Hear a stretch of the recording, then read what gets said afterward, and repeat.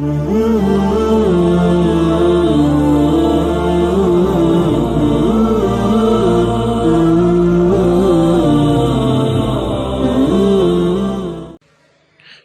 باللہ من الشیطان الرجیم بسم اللہ الرحمن الرحیم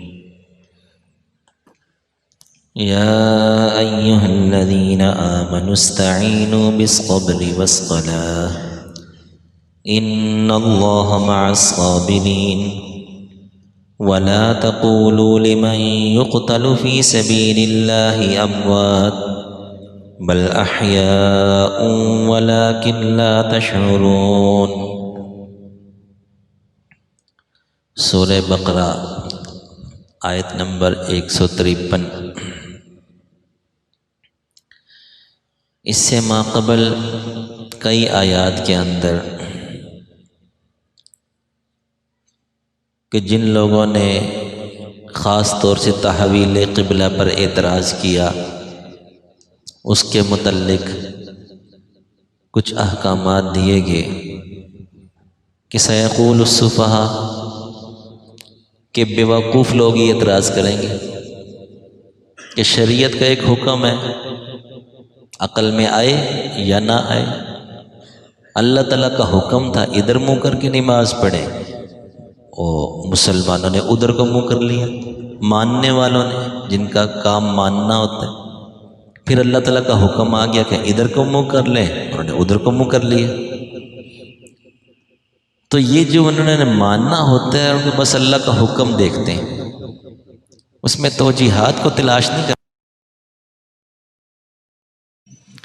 کہ ہر وقت میں ایک جیسے حالات نہیں رہتے، ہر وقت خوشی خوشی نہیں ہے، غمبیت ہے، ہر وقت خوشحالی نہیں ہے، بلکہ بہت مرتبہ تنگ دستی بھی آتی ہے۔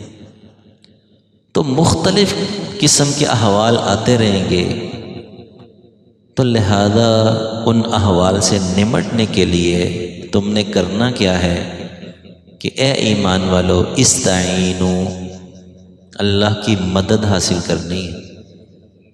اللہ کی مدد کے بغیر کچھ بھی نہیں، ایک لمحہ بندہ نہیں گزار سکتا۔ جب اللہ تعالیٰ کی مدد شامل حال ہوگی تو زندگی گزارنا بڑا آسان ہو جائے گا، آخرت بھی بڑی آسان ہو جائے گی جب اللہ تعالیٰ کی مدد شامل حال ہو، اللہ تعالیٰ کی مدد حاصل کرنی۔ ایک ہوتا ہے مدد مانگنا، استعانت، مدد مانگنا، وہ ایک الگ مسئلہ ہے، اس کے لیے کئی آیات کے اندر یہ حکم بتلا دیا گیا کہ جب مدد مانگنی ہے اللہ ہی سے مانگنی، بلکہ سورہ فاتحہ کا حصہ بنا دیا کہ ہر نماز کے اندر مسلمانوں کو یہ سبق یاد رہے کہ جب پکارنا ہے، جب مدد مانگنی ہے اللہ ہی سے مانگنی۔ ایاک نعبد و ایاک نستعین، یا اللہ آپ ہی کی عبادت کرتے ہیں تو آپ ہی سے مدد مانگتے ہیں، آپ ہی سے، صرف اللہ تعالیٰ سے۔ مانگنے کا تو کسی اور سے سوال پیدا ہی نہیں ہوتا کہ اللہ کے علاوہ کسی اور سے مدد مانگی جائے، جس سے بھی مدد مانگیں گے وہ تو خود محتاج ہے۔ تو لہٰذا اللہ تعالیٰ نے یہ سبق یاد کروایا مسلمانوں کو ہر نماز میں کہ جب مدد مانگنی ہے اللہ ہی سے مدد مانگنی۔ ایک تو یہ ہو گیا، دوسرا کہ اللہ کی مدد حاصل کرنا، حاصل کرنے کے بہت سے طریقے، ان میں سے بہت ہی اہم دو کا ذکر یہاں پہ کیا گیا کہ اللہ تعالیٰ کی مدد حاصل کرنے کے دو ذریعے بہت اہم ہیں، ایک ہے صبر اور دوسرا ہے صلاۃ۔ استعینوا بالصبر والصلاۃ، کہ یہ دونوں بڑے اہم ہیں، اس سے اللہ تعالیٰ کی مدد حاصل ہوگی۔ البتہ صبر ہے کیا؟ شریعت کے اندر صبر کا لفظ تین چیزوں پر بولا جاتا ہے۔ ایک ہوتی ہے صبر علی الطاعات، کیونکہ صبر کا معنی ہوتا ہے روکنا، روکنا، اپنے آپ کو روک کے رکھنا۔ صبر علی الطاعات، نیکی پر اپنے نفس کو روک کے رکھی، دل نہیں کر رہا لیکن نیکی کرنی۔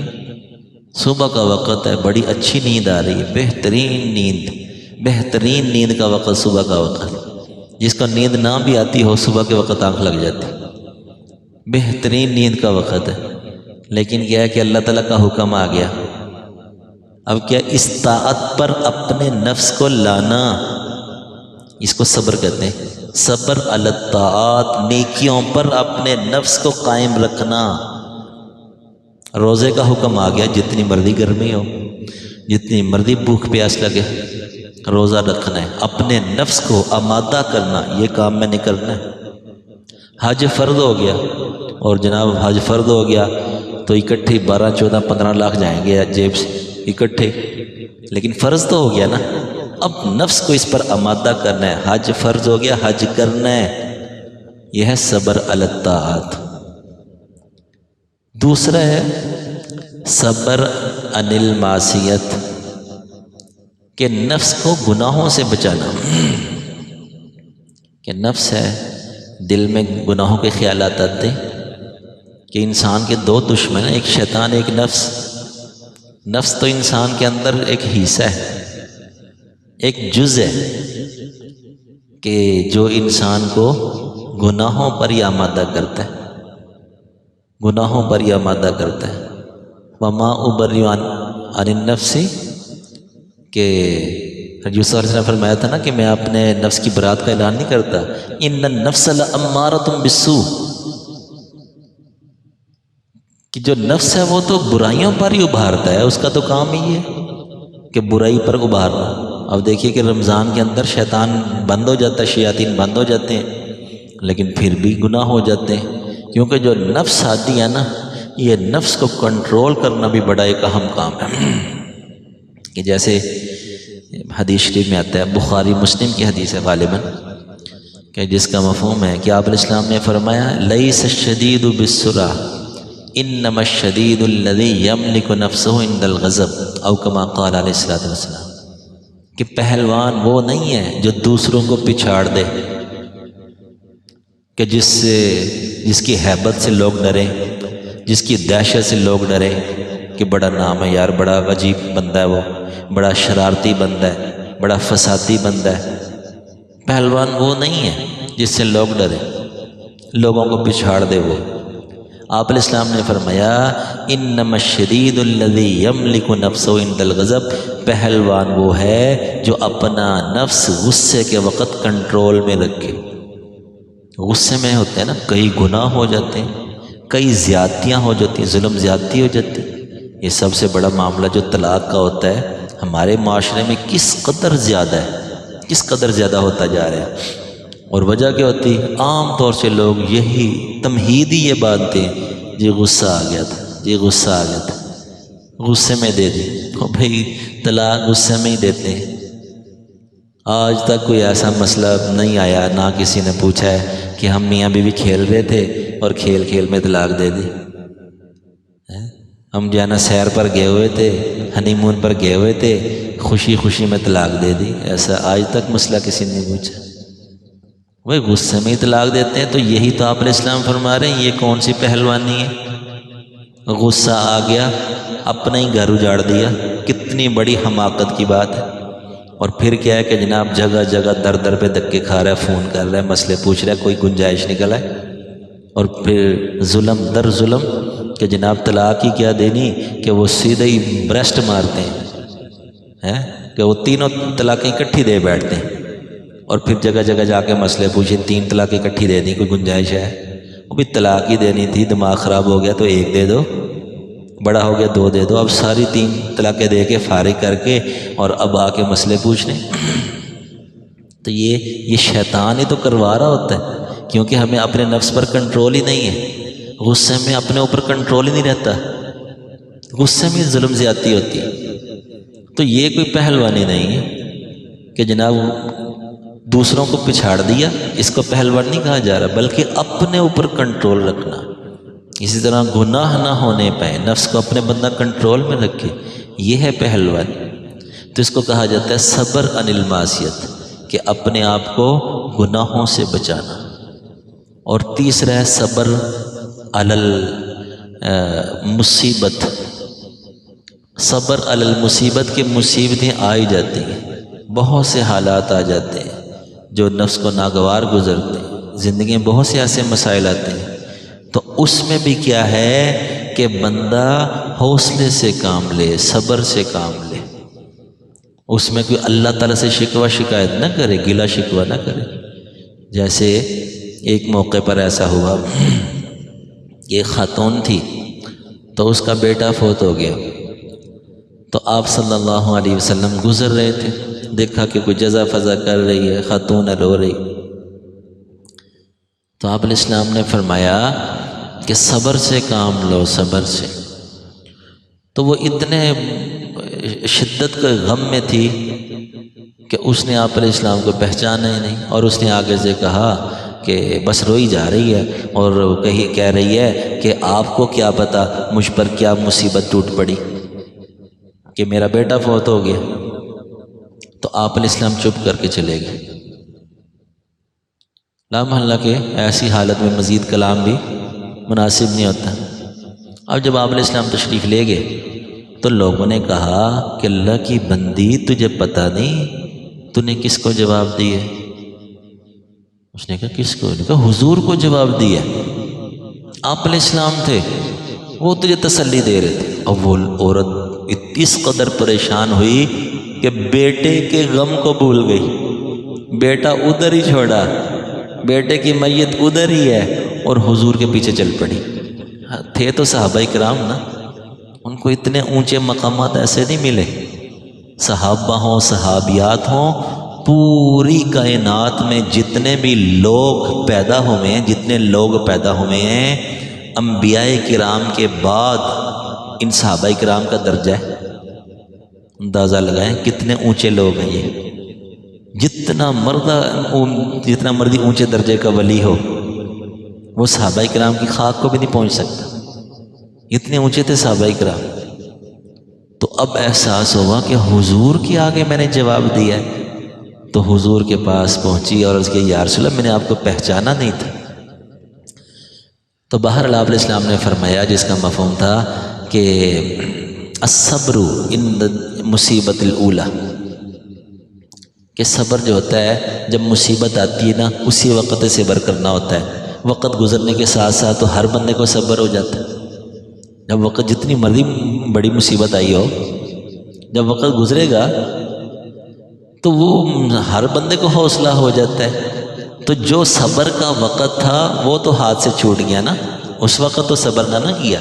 جو صبر کے انعامات اس وقت ملنے تھے وہ تھوڑی اب ملیں گے۔ تو صبر کا جو وقت ہوتا ہے عند صدمۃ الاولی، صدمہ اولا کے وقت جو ہے نا صبر کرنا ہوتا ہے، اپنے آپ کو سنبھالنا ہوتا ہے۔ تو یہ ہوتی ہے صبر علی المصیبت۔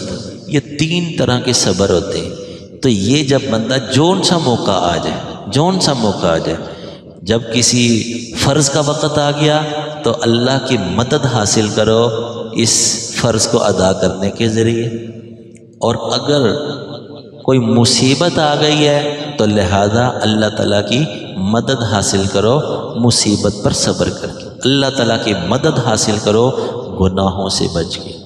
تو یہ ذریعہ ہے اللہ تعالیٰ کی مدد حاصل کرنے کا۔ اور دوسرا کا والصلاۃ، اللہ کے صلاۃ جانا صبر الطاعت کے اندر آ گیا کہ نیکیوں کے ذریعے جانا اللہ کی مدد حاصل کرو، یہ صبر الطاعت نیکیاں ہی ہیں۔ لیکن اس کے باوجود صلاۃ کا علیحدہ ذکر کیا کہ صلاۃ بہت اہم ذریعہ ہے اللہ تعالیٰ کی مدد حاصل کرنے کا۔ اگر اتنا کہا جاتا نا استعینوا بالصبر ان اللہ مع الصابرین، یہ حکم پورا ہو گیا کہ صبر کے اندر نماز بھی آ گئی، روزہ بھی آ گیا، زکوٰۃ، حج، ساری چیزیں آ گئیں کہ ان کے ذریعے اللہ کی مدد حاصل کرو۔ لیکن اس کے باوجود والصلاۃ کا علیحدہ ذکر کیا کہ نماز بڑا اہم ذریعہ ہے اللہ تعالیٰ کی مدد حاصل کرنے کا، کہ بندہ نماز کا عادی ہو، 5 وقت کی نماز فرض عین ہے، کہ جو بندہ فرض عین کو ادا کرے گا تو اللہ تعالیٰ کی مدد اس کو شامل حال رہے گی۔ تو استعینوا بالصبر والصلاۃ، کہ اللہ تعالیٰ کی مدد حاصل کرو صبر اور صلاۃ کے ذریعے۔ اسی طرح ایک حدیث شریف میں آتا ہے جس کا مفہوم ہے کہ آپ صلی اللہ علیہ وسلم کو جب بھی کوئی کام پیش آتا، جب بھی کوئی غم پیش آتا، تو آپ علیہ السلام نماز کی طرف متوجہ ہوتے، کہ جیسے بعض حدیث میں آتا ہے نا کہ جس کا کہ چھوٹی سے چھوٹی چیز ہے وہ بھی اللہ تعالیٰ سے مانگو، تو یہ نماز، جب بھی کوئی معاملہ پیش آ جائے تو آپ علیہ السلام نماز کی طرف متوجہ ہوتے. تو نماز جو ہے یہ اللہ تعالیٰ کی مدد حاصل کرنے کا بہت اہم ذریعہ ہے. اور پھر آگے اللہ تعالیٰ نے فرما دیا کہ ان اللہ مع الصابرین، کہ اللہ تعالیٰ ہے بھی صابرین کے ساتھ، صبر کرنے والوں کے ساتھ. اب یہ حکم یہاں پر مسلمانوں کو دینے کے بعد ساتھ ہی یہ پہلے تو صبر کی تاکید کی نا کہ صبر صبر صبر. اب سب سے جو بڑا حکم ہے نا وہ ہوتا ہے جہاد. کہ جہاد میں کیا ہے؟ جان جاتی ہے نا، جہاد میں جان جاتی ہے. اب جہاد میں کیا ہے کہ جناب ایک تو نفس آمادہ نہیں ہوتا کہ نہیں بھائی مشکل کام ہے، نفس آمادہ نہیں ہوگا، اس کو آمادہ کرنا ایک کام. پھر اگر کوئی عضو کٹ گیا، زخمی ہو گئے، حتیٰ کہ شہید ہی ہو گئے، تو یہ بہت ایک اہم، سب کے لیے ایک جو بندہ شہید ہو گیا اس کے لیے تو ہے ہی ہے، جو باقی رشتہ دار ہیں ان کے لیے بھی ایک صدمہ ہے. تو پہلے صبر کی تاکید کر کے کہ صبر کرو گے کہ اللہ کی مدد آئے گی. اب آگے بتا دیا کہ جو جہاد کا فریض ہے اس کے اندر کیا ہوگا کہ بندہ اللہ کے راستے میں شہید بھی ہو سکتا ہے، مر بھی سکتا ہے، زخمی بھی ہو سکتا ہے. تو بتا دیا کہ ایک صبر کرو گے تو یہ اللہ کی مدد بھی حاصل ہوگی. اور ساتھ ہی کہہ دیا کہ جب اگر کوئی شہید ہو بھی جائے تو وہ دنیا کے اندر تو لا محلہ دنیاوی موت آ گئی اس پر، لیکن آخرت میں اس کا بہت بڑا اللہ تعالیٰ اعزاز فرماتے ہیں. فرمایا کہ وَلَا تَقُولُوا لِمَن يُقْتَلُ فِي سَبِيلِ اللَّهِ أَمْوَاتٌ، کہ جو اللہ کے راستے میں فوت ہو جاتے ہیں، مر جاتے ہیں، وہ مردہ نہیں، ان کو مردہ نہ کہو، بل احیاء، بلکہ زندہ ہے. حالانکہ فوت تو ہو گئے نا، کہ تلوار کے وار پڑے اور جناب ٹکڑے ٹکڑے ہو گیا جسم، فوت تو ہو گئے، دنیاوی موت تو آ گئی. تو اللہ تعالیٰ کیا فرما رہے ہیں کہ ان کو مردہ نہ کہو. کس اعتبار سے؟ حالانکہ وہ فوت ہو گیا اور مردہ کہنا جائز بھی ہے. جب کوئی شہید ہو جاتا ہے نا تو یہ کہہ سکتے ہیں کہ فلانا بندہ مر گیا، یہ بھی کہتے ہیں کہ فلاں بندہ شہید ہو گیا، فلاں بندہ جاں بحق ہو گیا، فلاں بندہ فوت ہو گیا. کہنا بالکل جائز ہے، لیکن یہاں تو کہا جا رہا ہے کہ نہ کہو. تو یہ کس اعتبار سے؟ یہ برزخی زندگی کے اعتبار سے. ایک تو دنیا کی زندگی نا جو ہم گزار رہے ہیں، جیسے ہی دنیا کی موت آئے گی اس کے بعد برزخی زندگی شروع ہو جائے گی. گویا کہ جو بندہ آ گیا نا دنیا میں، اب یہ زندہ ہی زندہ ہے، زندہ ہی زندہ ہے، بس انتقال ہوتا چلا جائے گا، جس کو ہم کہتے ہیں نا انتقال ہو گیا، کہ دنیا کی زندگی سے برزخ کی زندگی میں منتقل ہو گیا. برزخ کی زندگی کب تک ہے؟ قرآن پاک میں آتا ہے کہ وَمِن وَرَائِهِمْ بَرْزَخٌ إِلَىٰ يَوْمِ يُبْعَثُونَ، کہ جیسے ہی موت آئے گی برزخ کی زندگی شروع ہو گئی. کب تک؟ إِلَىٰ يَوْمِ يُبْعَثُونَ، قیامت تک. اب یہ برزخی زندگی ہے، پہلے بھی زندہ دنیا میں، برزخ میں بھی زندہ، اور آگے قیامت میں تو پھر زندہ ہی زندہ ہمیشہ کے لیے. اب البتہ زندگی گزارنے کے اندر فرق ہے کہ دنیا میں بندہ چلتا پھرتا ہے، اپنی مرضی کھاتا پیتا اٹھتا بیٹھتا ہے. جو برزخی زندگی ہے اب قبر میں گزارنی. قبر کس کو کہتے ہیں؟ جہاں انسان کا جسد موجود ہے، چاہے وہ پانی کے اندر غرق ہو گیا، چاہے درندوں نے کھا لیا، چاہے قبر میں کسی نے دفنا دیا، جہاں انسان کا جسد، اس کے ذرات ہیں، وہی اس کی قبر ہے. اب یہ جو قبر کی زندگی ہے نا، قبر میں زندگی گزارنی ہے، روح کا تعلق اس جسم کے ساتھ ہوتا ہے، اس جسم کے ذرات کے ساتھ ہوتا ہے. کہ یہ انسان کو قبر کے اندر جو بھی راحت پیش آتی ہے یا عذاب پیش آتا ہے علیاذ باللہ، تو وہ سارا جسم یا جسم کے ذرات محسوس کر رہے ہوتے ہیں. جیسے فرعون کے بارے میں آتا ہے النار یعرضون علیہا غدوا وعشیا، کہ آل فرعون کو عذاب دیا جاتا ہے، آگ کا عذاب دیا جاتا ہے. نظر تو ہمیں نہیں آ رہا، بلکہ اس کی جو لاش ہے وہ بھی محفوظ ہے کہ لوگ جا کے دیکھتے ہیں.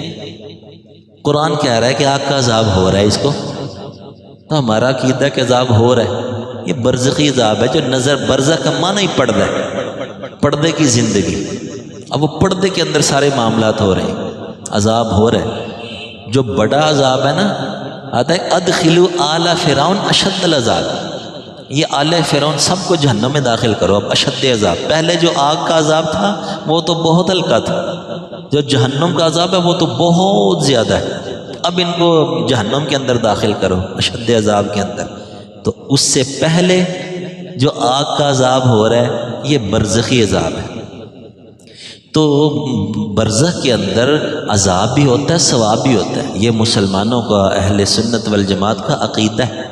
اسی وجہ سے ایک حدیث میں آتا ہے، اس کا مفہوم ہے کہ اس قبر کو جو ہے نا عام کوئی گھڑا نہ سمجھو، یہاں تو یہ جہنم کے گھڑوں میں سے ایک گڑھ ہے یا جنت کے باغوں میں سے ایک باغ ہے کہ یہاں زندگی گزارنی ہے، قبر کے اندر ہزاروں سال گزارنی ہے، چاہے لاکھوں سال ہی کیوں نہ ہو جائے، جتنی مرضی قیامت مؤخر ہو جائے وہاں زندگی گزارنی ہے کہ روح پر جو احوال پیش آ رہے ہیں وہ جسد محسوس کر رہے ہیں، ایک تعلق ہوتا ہے جسم کے ذرات کے ساتھ۔ البتہ جتنی پاکیزہ زندگی گزاری ہوتی ہے، اور اسی طرح کوئی بندہ شہید ہو جائے تو وہاں پر روح کا تعلق جسم کے ساتھ بہت زیادہ ہوتا ہے، بہت زیادہ ہے، کیونکہ وہ لذتیں اللہ پاک عطا فرماتے ہیں۔ مسلم شریف کی حدیث ہے جس کا مفہوم یہ ہے کہ جو شہید کی روح ہے وہ پرندوں کے پیٹ میں داخل کر دی جاتی ہے، وہ پرندے جو ہے نا جنت کی سیر کرتے ہیں، وہاں کی نعمتیں کھاتے پیتے ہیں، سیر کرتے ہیں، تو وہ اب جو روح ہے، روح کا تعلق تو شہید کے ساتھ ہے، بہت اعلیٰ درجے کا ہے، تو وہ ساری نعمتوں کے مزے یہ شہید بھی محسوس کر رہا ہوتا ہے۔ تو جتنا بندہ پاکیزہ زندگی گزارے گا اس کی روح کا تعلق جسد کے ساتھ بہت زیادہ ہوتا ہے، حتیٰ کہ کئی مرتبہ مشاہدہ بھی ہوا کہ کئی بزرگوں کی قبر یا ایسے لوگوں کی قبر کشائی کی گئی تو ان کے جسم بالکل صحیح سالم تھے، عام طور سے تو مٹی مٹی ہو جاتا ہے لیکن کہ جسم بہت صحیح سالم، کہ وہاں روح کا تعلق جسم کے ساتھ بہت زیادہ ہوتا ہے، ہوتا تو ہر ایک کا ہی ہے، چاہے جسم ذرے ذرے کیوں نہ ہو جائے، روح کا تعلق جسد کے ساتھ ہوتا ہے، ان ذرات کے ساتھ ہوتا ہے۔ اور اگر کیا ہے کہ اچھی زندگی گزاری ہو تو وہاں پر یہ تعلق زیادہ ہوتا ہے۔ تو یہی کہا جا رہا ہے کہ ایسے لوگوں کو جو اللہ کے راستے میں شہید ہو جائیں ان کو مردہ نہ کہو، یعنی عام مردوں کی طرح وہ ایسے مردے نہیں، بل احیاء، بلکہ وہ زندہ ہیں، یعنی بہت اعلیٰ قسم کی زندگی وہ گزار رہے ہیں قبر کے اندر۔ وَلَٰكِن لَّا تَشْعُرُونَ، لیکن تم نہیں سمجھ سکتے، تمہیں شعور نہیں ہے، تم ان کی زندگی کو نہیں سمجھ سکتے۔ لا محلہ کہ عقل سے قبر کی زندگی سمجھی نہیں جا سکتی کہ قبر کے اندر کیسے زندگی گزار رہے ہیں، ہم تو یہ عام سی زندگی نہیں سمجھ سکتے، چہ جائے کہ جو اعلیٰ درجے کے لوگ ہیں، جو شہید ہیں، وہ اعلیٰ قسم کی زندگی گزارتے ہیں، وہ ہمیں کہاں سمجھ آ سکتی ہے۔ بس ایسی چیزوں پر ایمان ہی رکھا جا سکتا ہے، ایمان بالغیب، کہ ہمارا ایمان ہے کہ ایسے لوگوں کو اللہ تعالیٰ قبر کے اندر بھی اعلیٰ قسم کی زندگی عطا فرماتے ہیں، اور باقی ہر بندہ چاہے مسلمان ہو چاہے کافر ہو وہ قبر کی زندگی گزارتا ہے جس طرح کے دنیا میں زندگی گزارتا ہے، کہ دنیا میں زندگی گزارنا ایک کام ہے نا، تو قبر میں بھی زندگی گزارتا ہے۔ اب البتہ کیا ہے کہ دنیا میں اپنی مرضی سے سارے کام کر سکتا ہے، قبر میں اپنی مرضی تو نہیں چلتی، جو یہاں کمائی کر کے گیا ہے نا اب اس کے ثمرے قبر میں مل رہے ہیں، اس کے جو ثمرات ہیں وہ قبر میں حاصل ہو رہے ہیں، عذاب کی صورت میں یا ثواب کی صورت میں۔ اللہ تعالیٰ سے دعا ہے کہ اللہ تعالیٰ قرآن پاک کا صحیح فہم نصیب فرمائے۔ الحمد